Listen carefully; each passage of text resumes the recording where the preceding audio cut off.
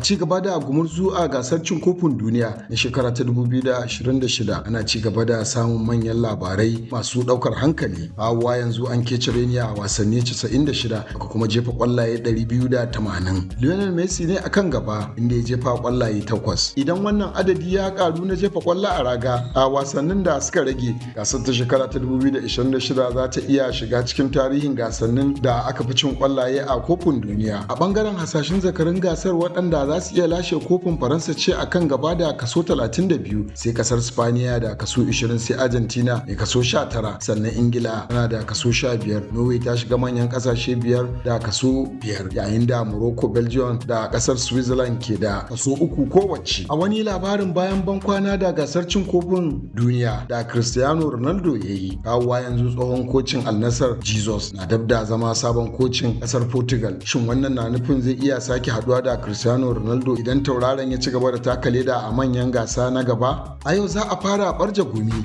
a wasan quarter finals inda Faransa za ta kece reni da Morocco a filin wasa na Boston. Ya kuke ganin gumurzu da za a yi? Rubuta mana a comment section.